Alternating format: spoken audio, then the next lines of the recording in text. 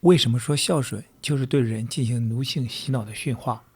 为什么说祖先崇拜和死亡崇拜就像压在中国人心头上的一个邪灵？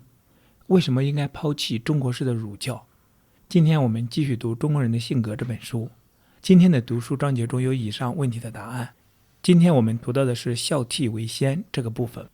想听更多的内容，可以订阅我的 YouTube 频道。读完这本书之后，我还会就解读中国文化这个专题去分享更多相关的书籍。我们共同查杀掉自己头脑中的中国文化病毒，在个体层面做到文化出埃及，早日跃迁到现代文明的状态。让我们开始吧。孝悌为先，讨论中国人的性格，不能不谈孝顺。这可不是个容易对付的课题。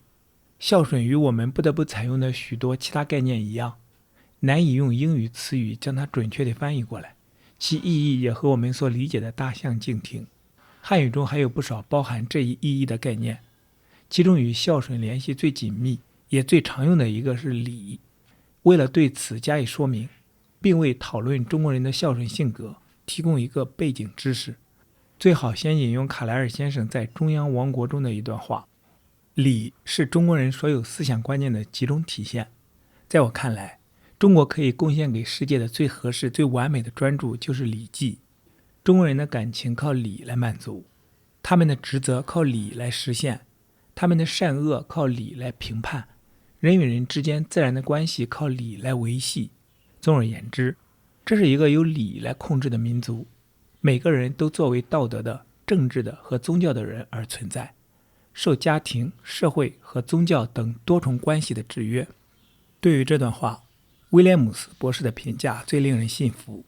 他说，将礼移为 ceremony 很不准确， ceremony 的意义太过贫乏，而礼不仅指人的外在品行，还包括支配所有真正的礼仪和礼貌的正确原则。翻阅一下四书和其他古代典籍，尤其是《孝经》，最容易让人确信中国人十分重视孝顺。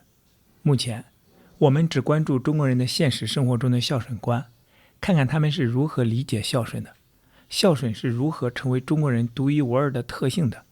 要切记，中国人的孝顺是多侧面的，并不是在所有的条件下或所有的观察家都能发现其实质。1877年，在上海召开的传教士会议上，雅蒂斯博士宣读了一篇论祖先崇拜的论文。在这篇精心写作的论文中，他具体阐述了他自己30年来在中国的观察与经验。在论文的开头，作者提出祖先崇拜只是孝顺的一种表现形式，接着又说孝这一概念容易产生误导，我们应当警惕，以免误入歧途。在我们了解的所有民族中，中国人是最不孝顺的，不服从父母。他们一旦知道了自己的需要，就开始固执己见。曾在中国生活了33年的著名的中国典籍翻译家莱格博士，则断然否定雅蒂斯博士的观点。他宣称，他在中国的生活经验与此截然相反。这种相互矛盾的现象表明，人与人之间总存在着不同的观点，就像两只温度计一样。要想获得正确全面的观念，就必须将这些相互冲突的观点联系起来，综合考虑。长期的经验证明，中国的孩子没有接受过如何正确听从父母的教育。我们把立即服从父母当成一条规则，他们对此却一无所知。可是，这些不受约束或半受约束的孩子长大之后，情形就不再像我们所预料的那样了。中国人认为树大自然直，这个比喻就是说，孩子长大之后自然知道自己应该怎样做。他也可能讲的是其他意思，但他确实为孝顺行为提供了理论依据。不过，这种现象似乎由人们的孝顺观念、受教育的方式和各地孝顺的典型共同促成的。《孝经》中说，五行之属3000，而罪莫大于不孝。还有一种最普通的说法，孝为万德之首，其诚存于心，而不在行，以行而论，是无孝子。中国人还特别指出，任何道德缺陷都可以追溯到孝心。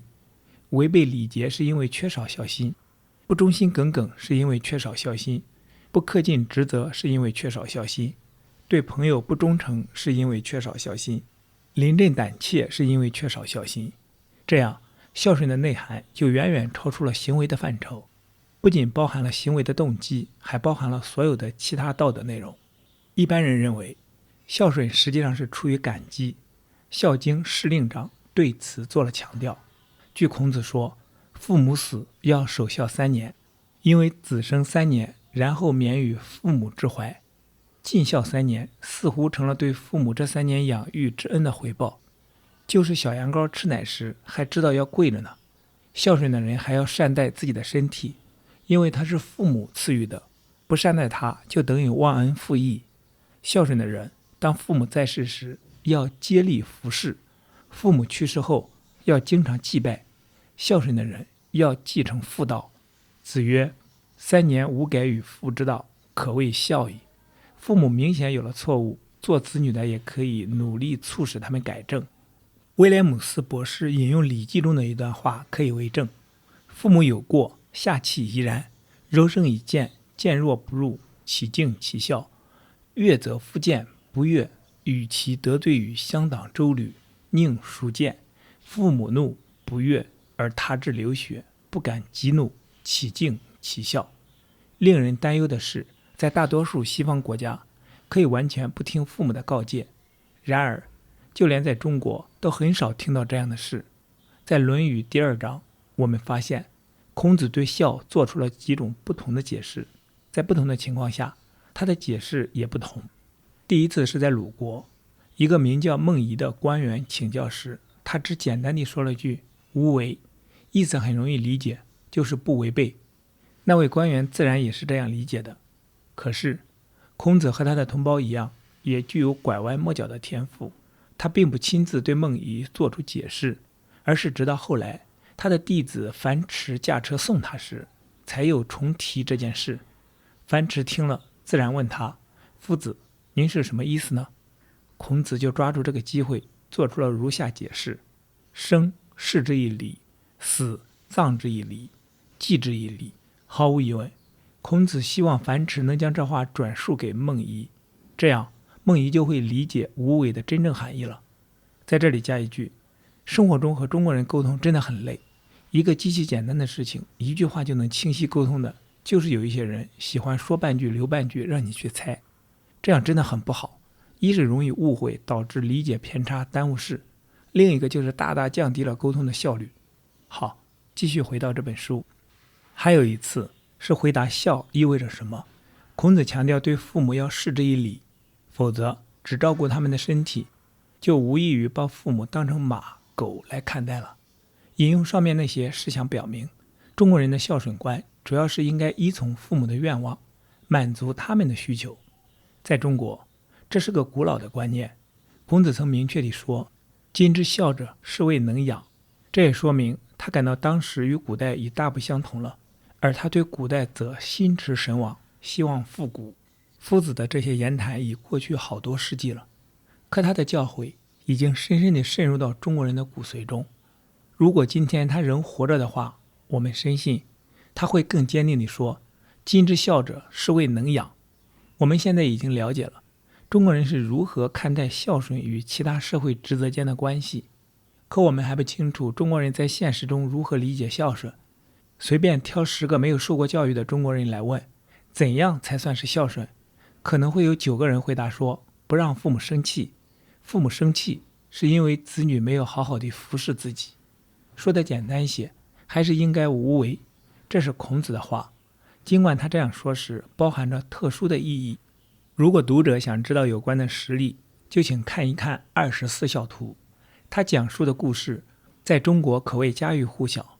其中讲到东汉的一位少年，6岁时随父亲去拜访一位朋友，他发现那人家里的橘子特别好吃，于是就像一般的中国人一样，偷偷地塞了2个橘子在袖筒里，但在告辞鞠躬时，橘子掉了下来，气氛变得十分尴尬。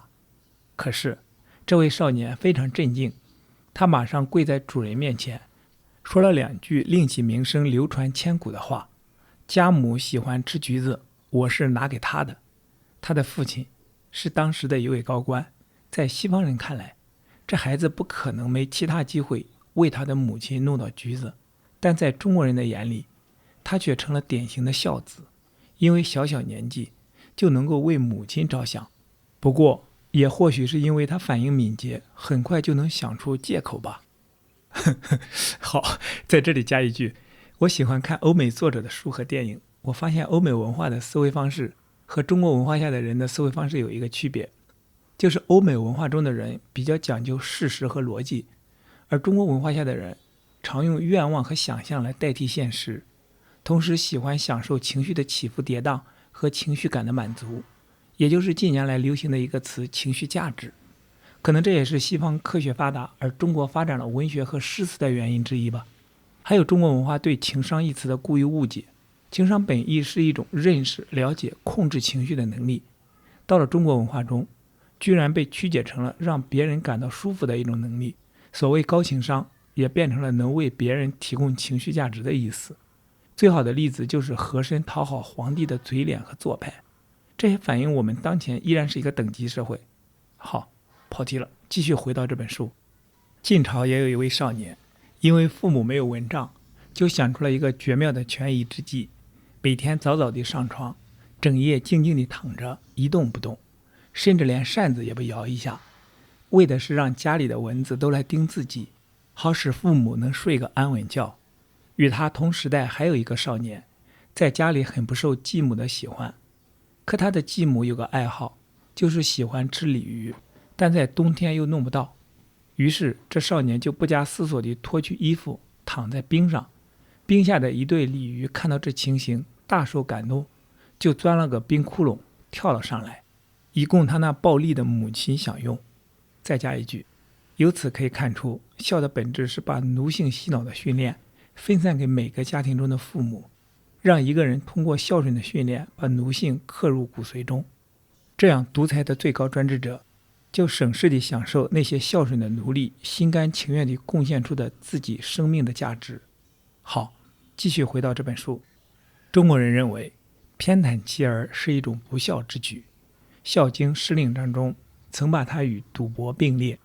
24孝图中有一个典型的例子，一位汉朝人家中很穷，没有足够的粮食来养活老母和一个年仅3岁的儿子。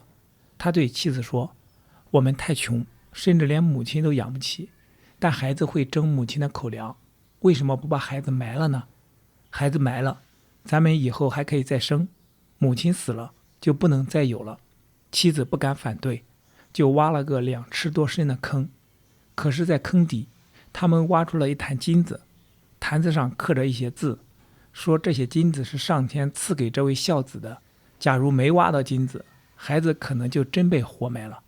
按照一般人的孝顺观念，这人的行为可以理解，做法也正确，偏袒妻儿的感情不应该阻止他活埋儿子，以使其母亲活下去。中国人还相信父母的痼疾只要吃了子女的肉就有可能治愈，这些肉应该做好后让父母无意中吃下，即使不敢肯定会治愈，中国人认为总有可能。北京敌报上经常出现这类事例，笔者认识一个年轻人，为了给父母治病，就曾经从自己的腿上割下了一块肉，对那块伤疤他一直十分自豪，就像个老兵一样。毫无疑问，这类事情并不普遍，不过也许并不罕见。中国人的孝顺中最重要的方面是孟子说的不孝有三，无后为大。需要有后，是因为需要人继承香火，祭祀祖先，这已经成了生活中最重要的内容。同样因为这一点，中国的男孩子必须尽早成婚，36岁做祖父在中国司空见惯。笔者的一位熟人在弥留之际曾责备自己有2不孝，一是不能亲自为老母亲料理后事，二是没安排好儿子的婚事。他的儿子当时只有10岁左右，这种想法无疑会为大多数中国人所接受。中国人休妻一般有7种理由，第一种就是不生男孩，对男孩的渴求导致了纳妾制度，也随之产生了各种不幸。他们生男孩时就兴高采烈，趾高气扬，生了女孩就神情沮丧，意气消沉。大部分的逆婴事件也与这一点有关，这种事南方比北方多，有时人们甚至根本就不知道，想获得这方面的信息极为困难，因为人们对此讳莫如深。中国的私生子也不少，但无论男孩女孩，人们都不希望把他们留在世上。即使不能直接证明各地溺杀女婴的事件比实际上要少，但从道理上，肯定活埋3岁小孩以养活其祖母的行为，无论如何都不能逃脱杀人的罪责。即使是不受欢迎的女孩，在这里加一句，我对欧美文明很欣赏的一个原因就是，他们把孩子看作一个独立的个体，即使是孩子的亲生父母虐待了自己的孩子，依然要受到法律的惩罚。而中国居然把父母打死自己的孩子的事情当作是教育不当，这真的是太原始部落了。好，继续回到这本书。中国人守孝的观念，上文已做了阐述。原来要求应该守孝满3年，可实际上已缩短为27个月。在《论语》第17章，夫子的一个门徒就坚决反对守孝3年，坚持说1年就足够了。对此，夫子最后说，在3年守孝期间，君子不能行乐，但如果你把它缩短为1年，只要行乐时能心安，就行乐好了。可是夫子明确评价他不仁。守孝比一切社会职责都重要，做儿子的为政府服役时除外，一生要为此付出很多时间。也有一些特别的孝子，会在父亲或母亲的坟前搭个棚，整天住在那里。最平常的做法是夜晚住在那里，白天照常生活。也有一些人恪守礼仪，完全沉浸在悲痛中，什么事情也不做。笔者也认识这样一个人，他对父母极尽孝道，在父母坟前守了很长时间，仍然心绪不宁，给全家带来了一个不必要的负担。但中国人对此极为赞赏，完全不考虑后果，履行仪式是绝对的，其他任何事情都无关紧要。好多人为了给父亲或母亲置办体面的葬礼，卖掉了最后一块田，甚至扒屋卖木料。这种行为是一种社会性的错误，但又很不容易让中国人明白，它符合中国人的天性，也符合礼仪，所以他们觉得必须去做。中国人极重视礼仪和孝行。胡克神父依据自己的亲自经历，为我们讲述了一个精彩的例子。那时他来到中国还不足1年，住在南京某地。他雇佣了一位家在北京的教师，教师家中有一位老母亲，母子已经4年未通音信。有一次，神父要派一个信差到北京去，考虑到这是一次难得的机会，就让教师也写封信回家。听说信差马上要走，这位教师就从隔壁教室里叫了一个学生，对他说，过来，拿着纸，替我给母亲写封信，别耽误时间，信差马上要走了。胡克先生十分惊讶，就问那孩子是不是认识老师的母亲，结果是他根本就不知道还有这样一个人。你没告诉过他，他知道写些什么呢？我问道。老师不以为然地说，他不知道应该写些什么，他学作文已经1年多了，掌握了不少文雅的辞令。你认为他不清楚儿子应该怎样给母亲写信吗？孩子很快把信写好了，而且还封了口。老师只是签了名，这封信可以送给帝国的任何一位母亲，他们收到信时也都会同样满心欢喜。由于孝行对孩子的影响不同，就导致了2种情况。当然，2种极端的例子在哪儿都能找到。杀死父母的现象并不多见，这种人一般都是疯子，但对他的处罚与常人没有什么不同。普通百姓终日在穷困潦倒中痛苦地呻吟，父母对子女过分苛责，有时在所难免，所以才会有这种事情发生。另一方面，主动代父接受死刑的事也时有发生，它有力地证明了孝心的真诚与力量，尽管做父亲的可能罪该万死。西方基督教国家的家庭关系纽带十分松弛，对刚从这种纽带中解脱出来的西方人来说，中国的孝行的确有些吸引力，尊敬长者的品质就对盎格鲁撒克逊民族特别有益。在西方，儿子长大后想去哪儿就去哪儿，愿做什么就做什么。在中国人眼里，这有点像长大了的牛犊或驴驹，因为只有动物才不受礼的约束。站在中国人的立场，思考一些问题，就会发现我们还有许多社会行为需要改进。我们大多数人就像生活在玻璃房子中一样，确实应该小心谨慎，不能乱扔石子。不过，不重点强调一下孝顺的几个致命缺陷，一切讨论都将徒劳无功。中国人的孝顺观念有5大缺陷，2个已经讨论过了，就是前面的第一个杀死父母，第二个代替父亲接受死刑，还有3个还没有讨论。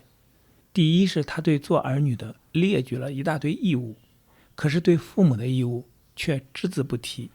在中国，提这些建议是多余的，而在世界其他各地，它一直都是必不可少的。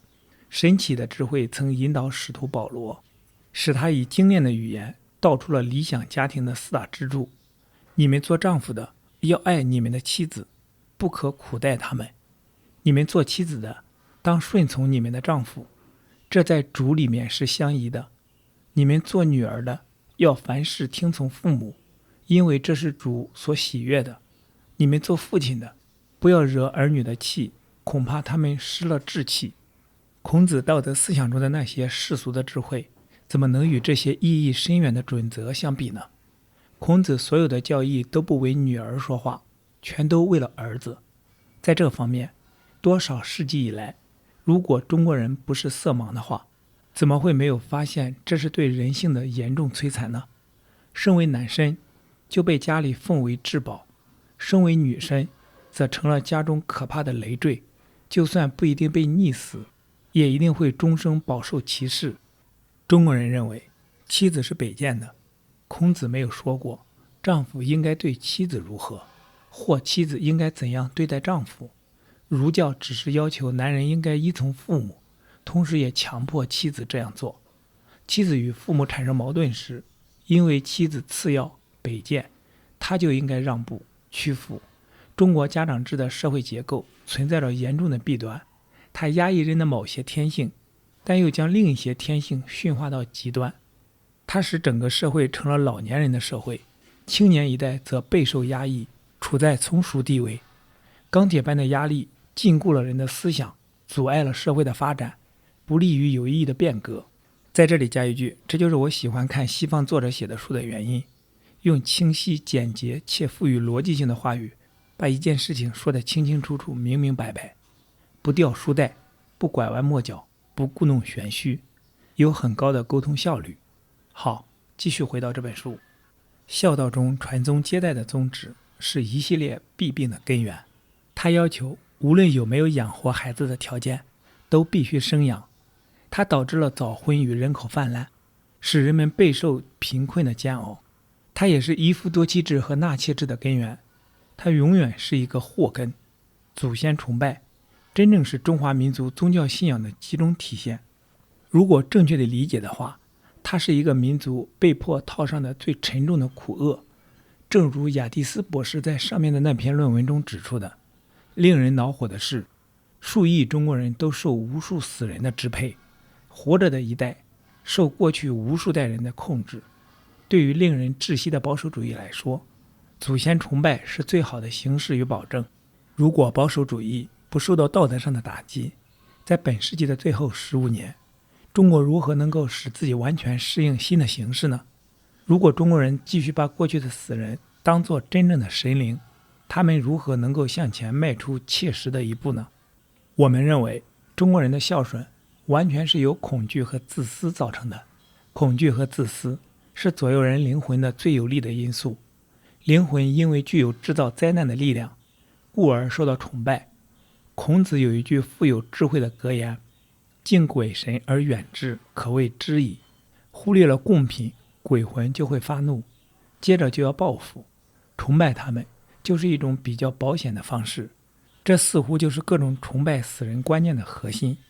活人之间推理也同样简单，儿子孝顺老子，也要求自己的儿子尽孝，这就是养孩子的目的。种树择因，养儿防老，无论是老子还是儿子都很清楚这一点。没有尿床的孩子，就没有人坟前烧纸。每一代都要偿还上一代的养育债，也同样要求下一代尽最大限度地偿还自己。因此，孝顺的品行就年复一年、代复一代地传了下来。对于中国人过分夸张的孝顺，有一种忧郁的观点认为，中国人既没有把崇拜对象具体化为上帝，也没有能够认识到上帝的存在。祖先崇拜是孝顺最完美的、最终的表现形式，它纯粹是由泛神论、不可知论和无神论构成的。它把死人变成神，神也不过是死人而已。他们只对父母表示爱、感恩和畏惧，他们不知道天上的父，就是知道了也毫无兴趣。中国人要么接受基督教，要么继续祖先崇拜，二者不能共存。在这二者的生死斗争中，适者生存。好，今天的读书分享暂时到这里。今天我们读了孝悌为先这个部分，期待在下一次的读书分享中与你再相逢。